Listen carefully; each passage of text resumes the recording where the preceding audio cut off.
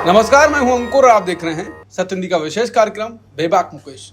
कार्यक्रम में अनसुलझी खबर को सुलझाया जाता है और मुकेश कौन अपनी आसान भाषा में लोगों को खबर समझाते हैं। इजरायल ईरान संघर्ष के दौरान इजरायल के प्रधानमंत्री बिन्यामिन नेतन्याहू ने एक सनसनीखेज दावा किया। उन्होंने कहा कि इजरायल ने ईरान के सर्वोच्च नेता अयातुल्लाह अली खामेनी को निशाना बनाने की योजना बनाई थी, लेकिन अमेरिका ने इसे रोक दिया। और तो और खबरें ये भी है कि इस खुलासे के बाद खामेनी अपनी सुरक्षा के लिए किसी गुप्त बंकर में छिप गए हैं फैमिली के साथ, जिसके बाद इजरायल के इतिहास को देखते हुए चर्चा शुरू हो गई। नेतन्याहू ने ये बातें क्यों की और अगर ये बात सच है तो क्या सच में निशाना रोक दिया गया या फ्यूचर में ऐसा कुछ हो सकता है, और अगर ये हुआ तो क्या युद्ध बढ़ने वाला है, क्या मध्य पूर्व में एक बार फिर तनाव अपने चरम पर पहुंच रहा है। आइए इस खबर की गहराई में उतरते हैं और जानते हैं इसके पीछे की पूरी कहानी। सर, जो बिन्यामिन नेतन्याहू ने कहा कि खामेनी को मारने की प्लानिंग थी और अमेरिका ने रोक दिया, तो क्या ये सच हो सकता है और अमेरिका रोक सकता है और योजना हो सकती है इनकी? देखिए, ये इजराइल का चरित्र रहा है। हाँ, इजराइल इस तरह की हत्याएं करता रहा है अतीत में भी, और अभी हमने हाल में देखा कि किस तरह से हमले की शुरुआत में ही उसने ईरान के 3 बड़े सैन्य अधिकारियों को मारा, आधा दर्जन उनके जो न्यूक्लियर साइंटिस्ट हैं उनकी हत्या की, और उसके बाद फिर अभी एक बड़े अफसर की हत्या की है। तो पूरा एक लंबा इतिहास है 40-50 साल का। आप देखिए कि दुनिया भर में इजराइल की जो खुफिया एजेंसी है मोसाद, वो कहाँ कहाँ किस किस तरह से हत्याएं करवाती रही है, करती रही है।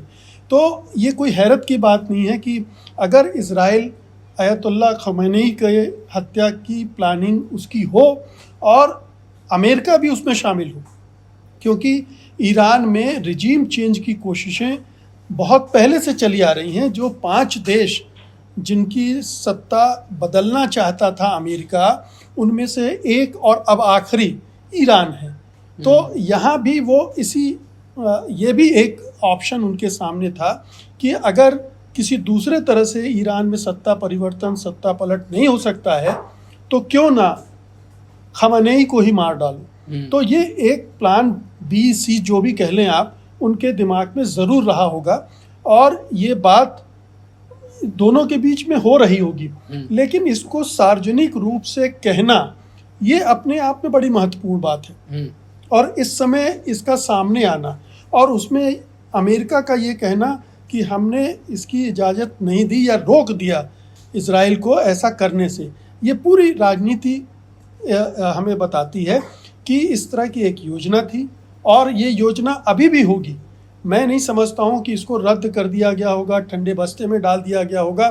ये चल रही होगी और कभी ये इस पर अमल भी किया जा सकता है। एक दूसरी बात ये है कि इजराइल ने हमला करते वक्त जो सोचा था वैसा हुआ नहीं।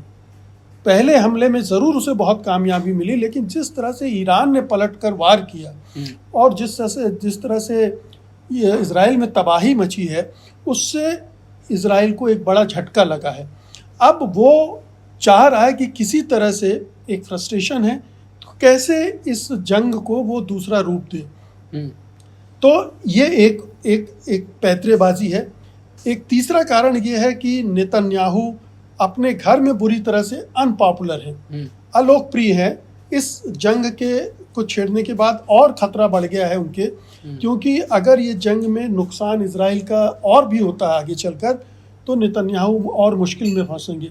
नेतन्याहू किसी तरह से इस जंग को लंबा खींचना चाहते हैं, और जंग को लंबा खींचने का उनका जो एजेंडा है, उसका मकसद ये है कि वो जितने दिन तक सत्ता में बने रहेंगे उतने दिन तक वो कानूनी कार्रवाई से बचे रहेंगे। जैसे ही वो सत्ता से हटेंगे वो जेल जाएंगे, ऐसा माना जाता है।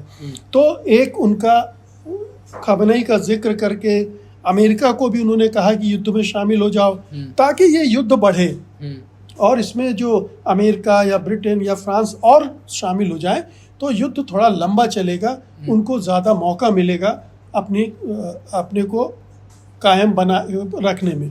तो ये एक पूरा खेल है और इसमें कोई हैरत की बात नहीं है कि अगर खामेनी को मारने की, एसेसिनेशन की एक साजिश रची गई हो उस पर अभी अमल होने वाला था या नहीं हुआ। और ये भी चूंकि हम लोग देख ही रहे हैं कि ईरान के अंदर मोसाद और जो दूसरी इजराइल की एजेंसीज हैं उनकी कितनी पकड़ है, कितनी गहरी पकड़ है कि बहुत ही बारीकी से सटीक हमला करके इतने बड़े अफसरों को उन्होंने मार गिराया। तो आयतुल्लाह खामेनेई भी खतरे में है और इसीलिए आपने जैसा बताया कि उन्हें सुरक्षित बंकरों में भेज दिया गया। आपने कहा कि ये योजना बनाई गई थी, ये नहीं कह सकते, हो सकता है योजना अभी भी हो और फ्यूचर में ऐसा काम किया जाए। अगर इजराइल ने ऐसा काम किया तो आपको लगता है केवल ईरान तक ही ये मामला सीमित हो जाएगा या फिर इस्लामिक कंट्रीज और बाकी मुस्लिम देश भी कूदेंगे और जो अभी अमेरिका के साथ हैं वो भी कुछ ना कुछ कूदेंगे? सऊदी अरब ने अभी भी आलोचना की है और ये भी कहा कि ईरान को आपने भड़काया है। देखिए, मुझे नहीं लगता कि जो आप इस्लामिक देशों की बात कर रहे हैं वो किसी भी सूरत में ईरान में अगर इस तरह की कोई चीज़ होती है तो कोई बड़ी कार्रवाई करने की सोचेंगे, क्योंकि अमेरिका के 19 अड्डे हैं इस पूरे इलाके में, मध्य पूर्व में, और उनमें से सऊदी अरब में भी अड्डा है, बहरीन में भी है, कतर में भी है। इन तमाम देशों में तो उसके अड्डे हैं और ये सारे देशों, इन सारे देशों की निर्भरता है अमेरिका पर। और दूसरी बात, ये देश खुद चाहते हैं कि ईरान कमज़ोर हो जाए। ईरान से इनकी राइवलरी है, शिया सुन्नी का झगड़ा तो है ही। ईरान को ये नहीं चाहते हैं कि ईरान कोई एक मजबूत सैन्य शक्ति के रूप में डेवलप हो और अगर उसके पास परमाणु बम और हो गया तो वो और अपने आप को असुरक्षित मानते हैं और इसीलिए अमेरिकी शरण में बैठे हुए हैं। तो किसी तरह का कोई, कितने एसेसिनेशन इस तरह के हुए हैं और कोई प्रतिक्रिया नहीं हुई। तो ये जो आप सऊदी अरब की प्रतिक्रिया देख रहे हैं ये केवल जुबानी प्रतिक्रिया है, ये और इससे आगे नहीं जाएगी। बाकी के देश भी हैं, बाकी के देश, मैं तो ये समझ रहा हूँ कि अंदर ही अंदर खुश भी हो रहे होंगे। भाई देखिए, गजा में इतने दिनों से, इतने महीनों से इजराइल लगातार नरसंहार चला रहा है। कितने मुस्लिम देशों ने खड़े होकर इजराइल को चुनौती दी है? किसी ने नहीं दी। ये केवल ईरान था जो अपने प्रॉक्सीज के जरिए लड़ रहा था, चाहे हिजबुल्लाह हो, चाहे हमास हो, क्या या फिर सीरिया या यूती जो है वो लड़ रहे थे। तो ये समझने की बात है कि इस युद्ध में को बनाए रखने में किसकी दिलचस्पी है। इस युद्ध को बनाए रखने में सबसे बड़ी दिलचस्पी नेतन्याहू की। मेरे ख्याल से इजराइल भी नहीं चाहता होगा, इजराइल का बड़ा राजनीतिक तबका भी नहीं चाहता होगा। एक दक्षिण केवल नेतन्याहू है, अमेरिका भी कुछ पीछे से नहीं हो सकता है? अमेरिका भी मुझे नहीं लगता है कि, और ख़ास तौर से ट्रंप तो इस वादे के साथ आए हैं सत्ता में कि मैं युद्ध नहीं चाहता हूँ और किसी भी युद्ध में अमेरिका को इन्वॉल्व नहीं करना चाहते हैं। अगर युद्ध बढ़ा और उनको इन्वॉल्व होना तो पड़ा तो फिर वो अपने ही समर्थकों में अलोकप्रिय हो जाएंगे, तो वो तो नहीं चाहते हैं।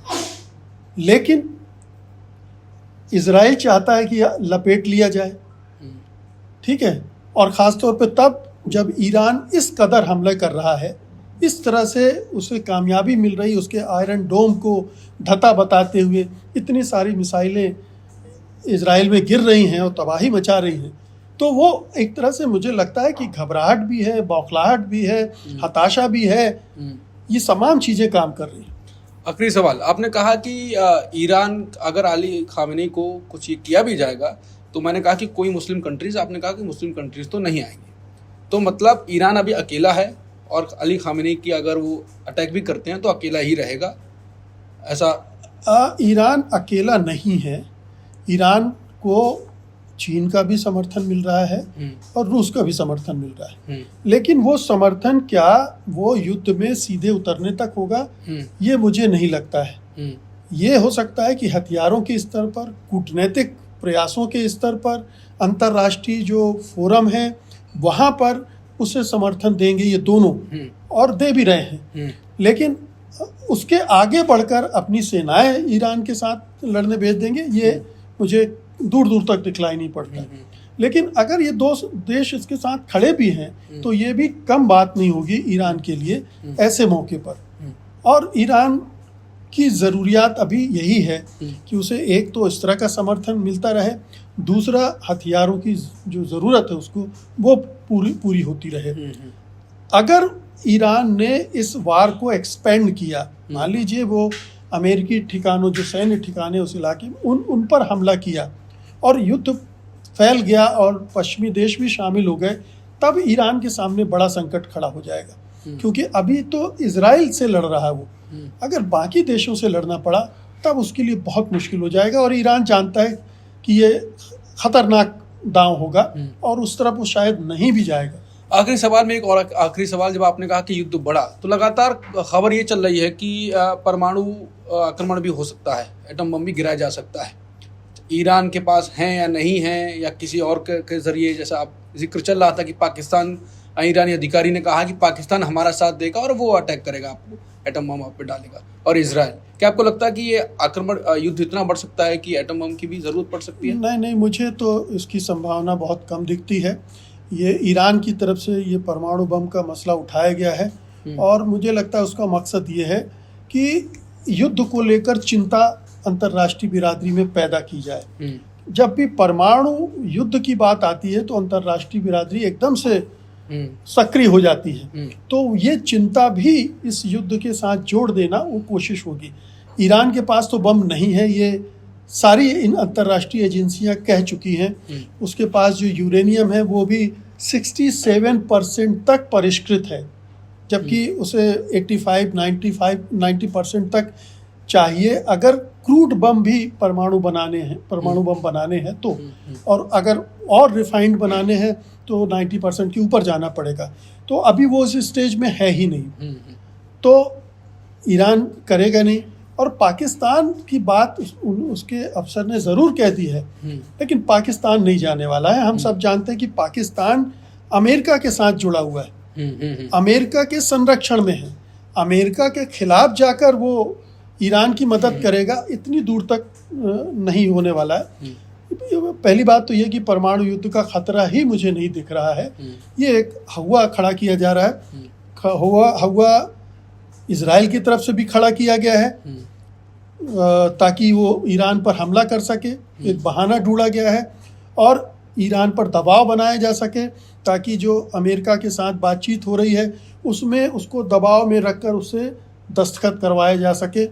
उस पूरे जो परमाणु कार्यक्रम है उसको जो बम बनाने वाला कार्यक्रम है, हथियार बनाने वाला कार्यक्रम, उसको स्क्रैप कर दिया जाए। शांतिपूर्ण इस्तेमाल के लिए उसको गुंजाइश दी जाए। तो ये दोनों स्तरों पर ये मुझे लग रहा है। बिल्कुल, कुल मिलाकर बात यही निष्कर्ष निकला है कि जो नेतन्याहू ने कहा है कि खामेनी को मारने की बात, खामेनी बंकर में चले गए और जो योजना थी, लेकिन योजना हो सकता है अभी भी हो। और उसके बाद बात ये भी है कि कौन कौन कंट्रीज ईरान के साथ आएंगी। चीन और रशिया तो है, मुस्लिम कंट्रीज अभी नहीं है। युद्ध किस ओर जाता है ये लगातार अभी इस पर नज़र बनाए हुए हैं। अगर लगातार अगला कोई अपडेट आएगा तो उसके बाद हम फिर एक नई खबर के साथ आपके सामने आएंगे। तब तक के लिए आप बने रहिए सत्य हिंदी के साथ। अगर आपने अभी तक ऐप हमारा डाउनलोड नहीं किया है तो नई जो ऐप है सत्य हिंदी की, उसको डाउनलोड करें और सब्सक्राइब भी करें और बेल आइकन भी दबाएं, जिससे खबर का नोटिफिकेशन आपको तुरंत मिल जाए, देर से ना हो। नमस्कार।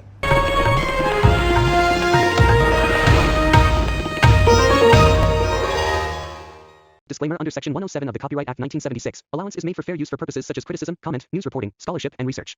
Fair use is a use permitted by copyright statute that might otherwise be infringing.